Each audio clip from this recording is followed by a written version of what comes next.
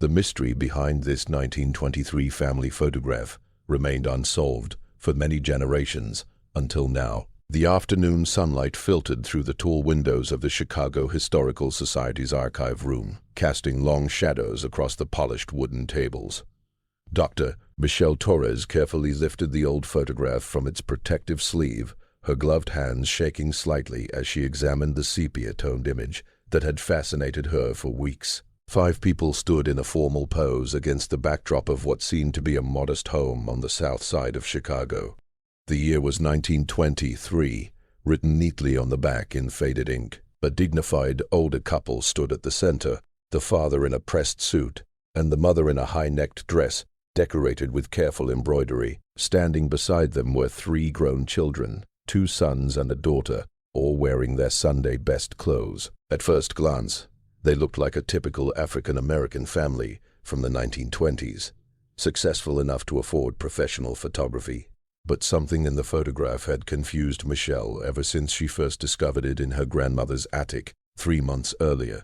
The eldest son, standing on the father's right side, looked different from his siblings. His skin showed a patchwork of light and dark areas, forming an almost map-like pattern across his face and hands. The contrast was sharp, even in the faded sepia tones, as if he existed somewhere between 2 different worlds. Michelle leaned closer, carefully studying the young man's face. Despite the unusual pigmentation, his features clearly belonged to the same family. He had the same strong jawline as his father and the same high cheekbones as his mother. But his eyes carried something different, a deep sadness mixed with quiet but defiant dignity. A voice interrupted her focus. James Wilson, the archive's senior curator, approached with several documents in his hands. "I found the census records you requested. The Johnson family's South Side, 1920 and 1930. Michelle accepted the papers eagerly. For 3 months she had been trying to understand the story behind this photograph. Her grandmother, who died at the age of 97, had whispered broken memories about Uncle Samuel, the one who looked like a patchwork quilt. The census records confirmed Robert and Dorothy Johnson along with their children, Samuel, age 28, Marcus, age 25, and Helen, age 22. But in the 1930 census, Samuel's name had disappeared completely. Michelle picked up the photograph again and looked at Samuel's face with renewed attention. Whatever had happened to him, she was determined to uncover the truth. Michelle spread the contents of her grandmother's old trunk across the floor of her apartment. Letters, newspaper clippings, and faded receipts formed a mosaic of the Johnson family's life in 1920s Chicago. The autumn wind rattled the windows while she worked late into the night. She picked up a fragile envelope, postmarked June 1924. The letter inside was written in elegant cursive, addressed to my dearest mother and father, and signed, "Your son, Samuel." "The condition continues to spread despite Dr. Wilson's treatments," Michelle read quietly. "My hands are now half transformed and I can no longer hide it when I work at the shop. Mr. Henderson dismissed me yesterday. He said customers felt uncomfortable, that they whispered about disease. I see the fear in people's eyes, Mama, and no explanation seems to calm it." Michelle's medical training immediately suggested vitiligo, a condition that causes loss of skin pigment in patches. For a black man living in 1920s Chicago, it carried meanings far beyond appearance. She searched through medical journals from the 1920s. What she found went far beyond simple medical explanations. Articles warned about social complications in the Negro population and the confusion it could create in racial classification.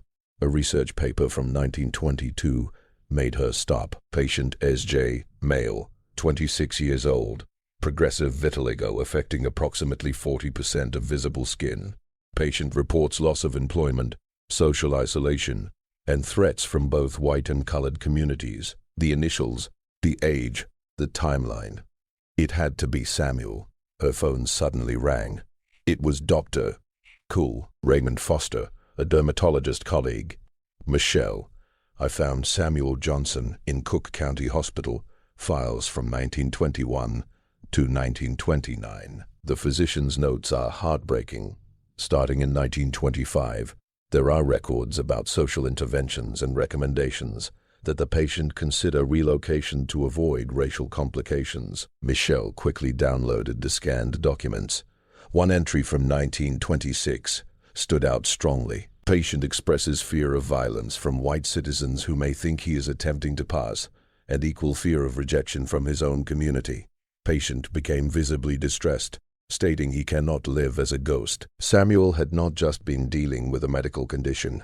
He had been trapped in an impossible situation, his own body becoming dangerous in a society obsessed with strict racial boundaries. Evelyn Thompson's voice crackled through Michelle's phone speaker. At 92 years old, calling from a nursing home in Detroit, she was Marcus Johnson's daughter, and one of the few people who still remembered hearing stories about the uncle who vanished. My father spoke about Uncle Samuel only once, that I remember, Evelyn said, carefully.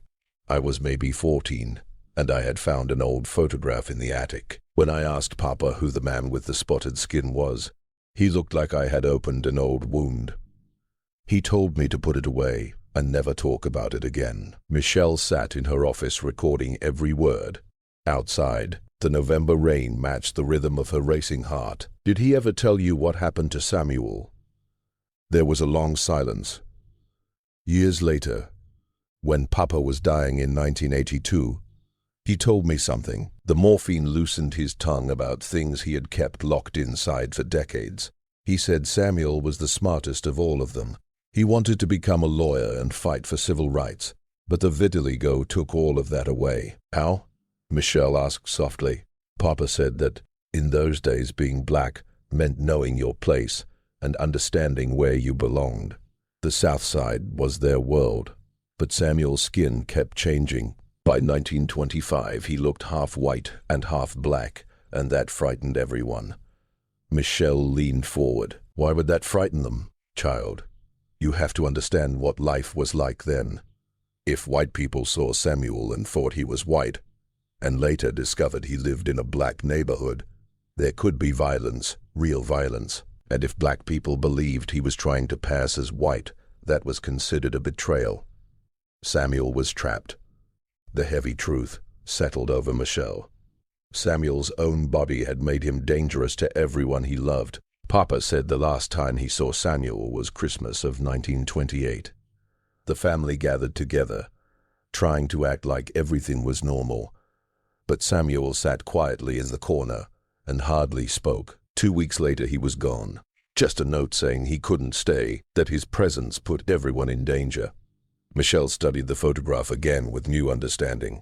This was not simply a man with a medical condition. This was someone watching his entire life slowly disappear.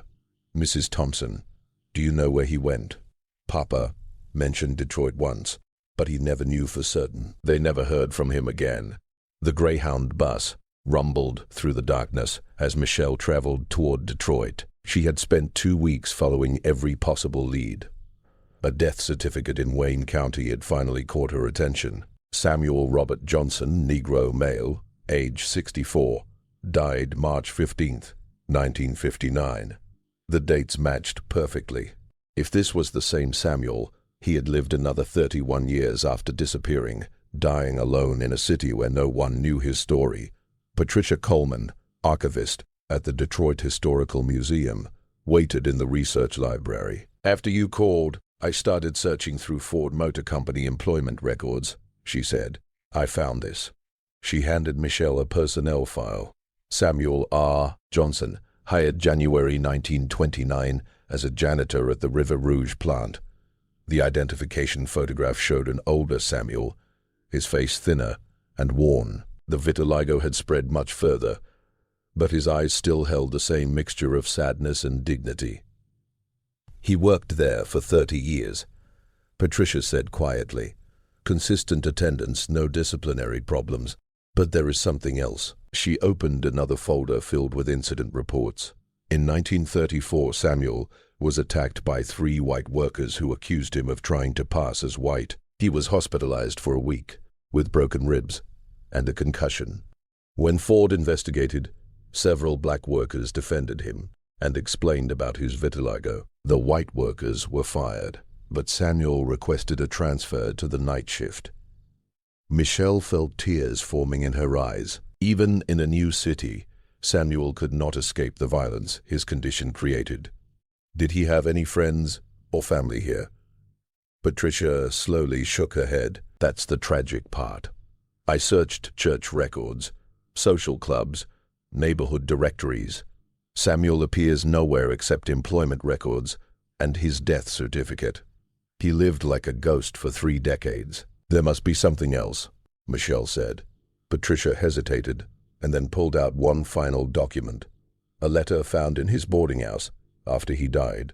The landlady kept it with his belongings, hoping someone might claim them. No one ever did. The letter was titled, "To Whoever Finds This," dated December 25th, 1958, 3 months before Samuel's death.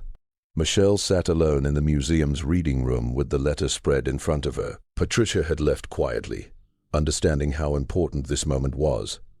I am writing this on Christmas Day alone in my room, as I have done for 30 Christmas days.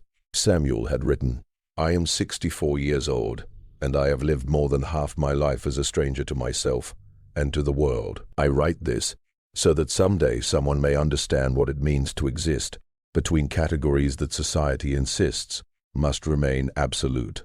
Michelle read slowly, absorbing each word. Samuel described his life in Detroit with a mixture of acceptance and quiet sorrow. He wrote about factory work and the endless repetition that required no conversation and no explanations. I chose the night shift because darkness erases differences. In the dim light at 2 in the morning, no one looks closely at skin color. I mop floors, empty trash bins, clean machinery. The job is honest, and it asks for nothing except my effort. But Samuel shared more than just survival. He wrote about the library he visited every Sunday, the only public place where he felt truly safe. There he taught himself many things, reading about law, history, and philosophy. I would have been a lawyer. I sometimes see that other life like a shadow walking beside me. I imagine myself standing in a courtroom fighting for justice, but that Samuel Johnson died in Chicago in 1928. I am what remains, a man who has learned how to be invisible. The letter described the 1934 attack in careful detail. Samuel wrote about lying in the hospital while listening to nurses whisper, "The colored one who thinks he's white."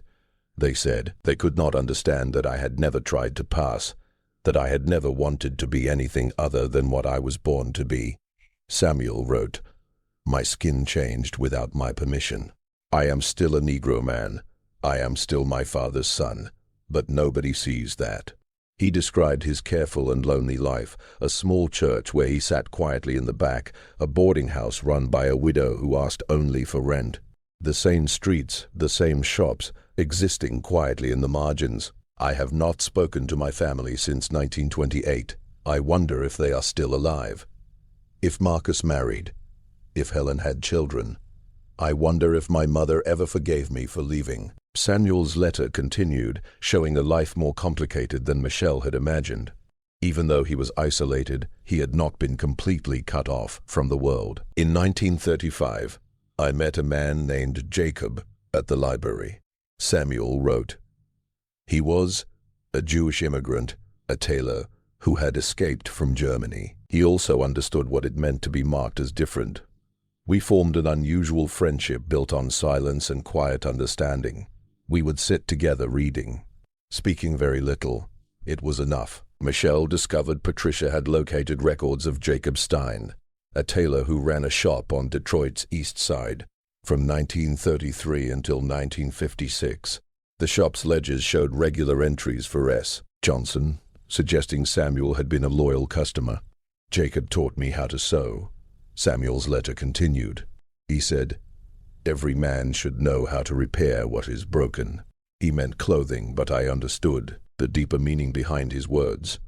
Some things cannot truly be repaired, only endured. Through the 1930s and 1940s, Samuel did small tailoring jobs for factory workers, mending clothes and altering suits. It was work he could do quietly alone in his room. The money bought books and allowed him a small sense of dignity. Jacob died 2 years ago. I attended his funeral standing at the back of the synagogue, the only colored person present. His son thanked me for coming. He said his father had called me a man of great strength and even greater sorrow. I did not know how to answer that. The letter revealed another important relationship with Dr. Thomas Wright, one of Detroit's few black physicians. Samuel had begun seeing him in 1940, not for treatment of vitiligo, but for general health care and something deeper. Dr. Wright has become a confidant. He is the only person who knows my full story. He has urged me to reconnect with my family and even offered to help, but I cannot. Too many years have gone by. I would be a stranger to them now. The letter's final pages revealed that in 1950, Samuel began volunteering at a home for elderly colored residents, helping with repairs and maintenance every Saturday. The elderly residents do not fear me. Perhaps they have lived long enough to see beyond surface appearances. There is a woman named Mrs. Clara, 91 years old, who calls me the patchwork angel. She says I remind her that God creates all kinds of beautiful things. Michelle's search for Dr. Thomas Wright's records eventually led her to his grandson, Dr. Marcus Wright, a retired physician living in Detroit's Palmer Woods. When she explained her research, there was a long pause. Samuel Johnson. My grandfather used to talk about him. He said Samuel was one of the most remarkable men he had ever known. Come to my house. I have something you need to see. Dr. Mark. U.S. Wright's study was filled with medical books and family photographs. He pulled out a leather-bound journal from a locked cabinet. My grandfather kept detailed notes on certain patients, observations about their lives and struggles. Samuel Johnson has an entire section. The first entry read, December 3rd, 1940. New patient Samuel Johnson, age 46. Immediately noted advanced vitiligo affecting approximately 85% of visible skin. Patient's manner is guarded, speech educated. Upon questioning, he revealed he is from Chicago and has lived in Detroit for 11 years, has no contact with family. When I asked why he sought care after so long, he said, I am tired of being invisible even to myself. I sense deep isolation beyond his physical condition.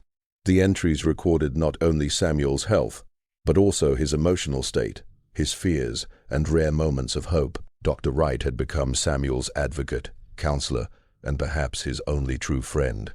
March 15th, 1942.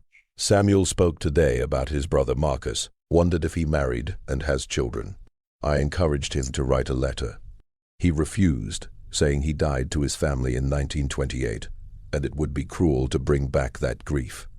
June 22nd, 1945. The war has ended. Samuel tried to enlist in 1942, but was rejected.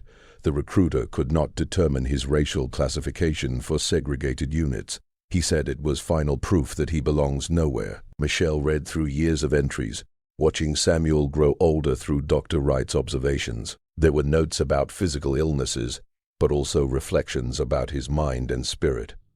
He had memorized poetry, could recite legal cases, and had thoughtful opinions on politics that impressed Dr. Wright. November 8, 1955. Samuel brought me a book today, a first edition of The Souls of Black Folk by W.E.B. Du Bois. He had been saving money for 3 years to buy it. Inside he wrote, To the only man who sees me whole. I was moved to tears. Dr. Marcus Wright placed his grandfather's journal down and took out a small wooden box. After Samuel died, my grandfather was one of the few people who attended his funeral. Maybe 10 people were there. Factory workers, the widow who ran his boarding house, and elderly residents from the home where he volunteered. My grandfather said it was the saddest funeral he had ever attended, because each person only knew a small part of who Samuel truly was. Michelle listened as Dr. Wright continued speaking. My grandfather paid for Samuel's burial in Woodlawn Cemetery. He could not bear the idea of a pauper's grave, and he kept some of Samuel's belongings.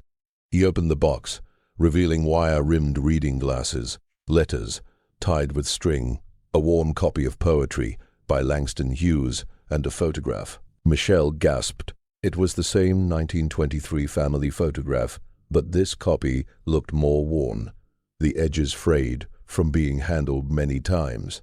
"He carried this photograph for 30 years, Dr. Wright said softly. When they went through Samuel's room, they found it on his nightstand.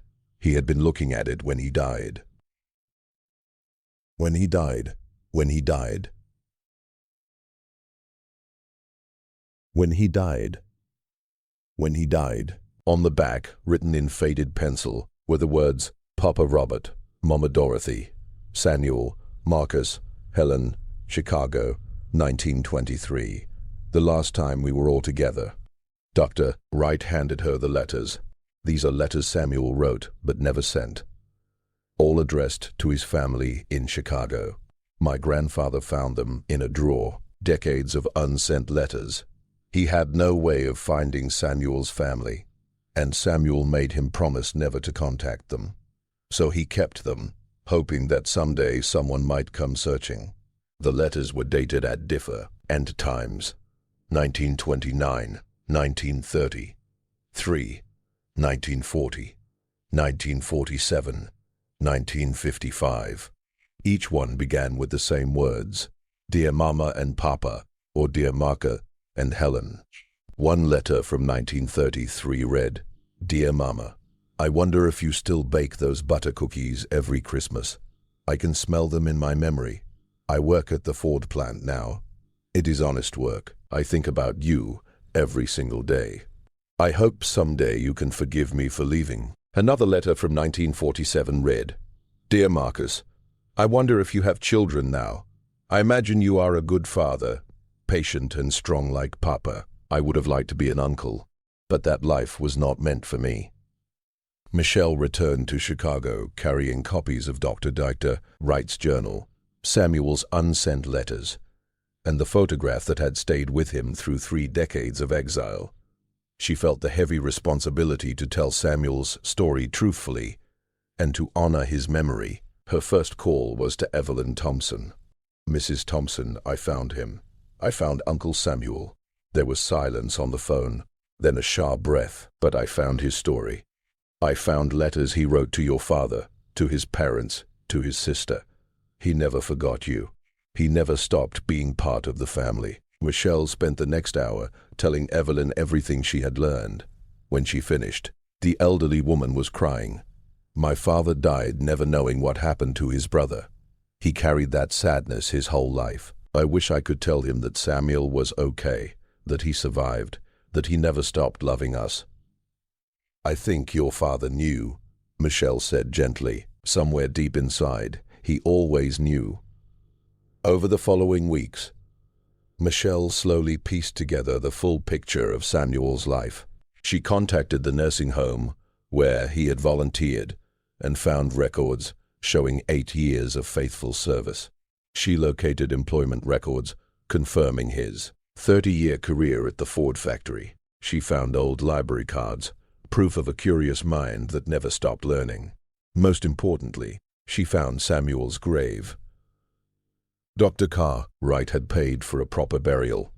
The headstone read, Samuel Robert Johnson, 1894 to 1959, a man of dignity. There were no other markers, no mention of family, and no flowers had been placed there in 60 years. Michelle stood beside the grave on a cold February morning, looking at the worn stone. She thought about the young man in the 1923 photograph standing proudly beside his family. You are not forgotten anymore, she said quietly. I promise you that. She had arranged for Evelyn and other Johnson descendants to travel to Detroit. They would hold a memorial service, finally acknowledging Samuel and welcoming him back into the family story. But before that could happen, Michelle made one more discovery. Dr. Wright's journal mentioned that Samuel had kept a personal notebook, the land.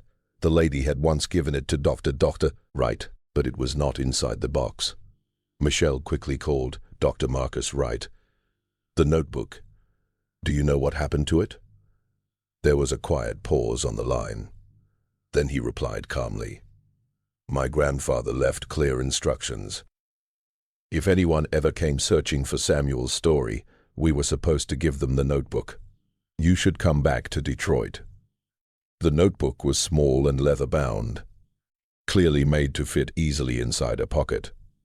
Dr. Gotta, Marcus Wright, handed it to Michelle with careful respect, almost like a ceremonial moment. My grandfather read this after Samuel passed away, he said quietly. He told us it was the most powerful thing he had ever read, a true testament to human strength and dignity. Michelle opened the notebook slowly, her hands trembling slightly. Unlike the unsent letters she had already seen, this notebook felt deeply private.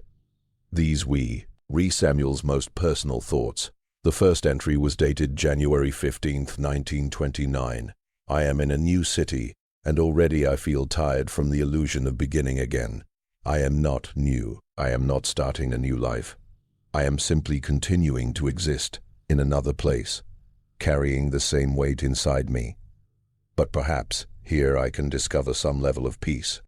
The entries described Samuel's early years in Detroit. They spoke of searching for work, taking night shifts, and building a quiet life on the edges of society. But the notebook also revealed something remarkable. Samuel's intellectual life was rich and deep. He wrote about the books he read, offering thoughtful reflections on philosophy, literature, and politics. He shared his views about the Harlem Renaissance, the Great Depression, and the rise of fascism in Europe. These were the writings of a brilliant mind that had been denied the opportunity to fully express itself. March 1933. Today I read that Roosevelt has been inaugurated. His New Deal promises hope to many Americans. But what hope exists for a man like me? I am neither one thing nor the other.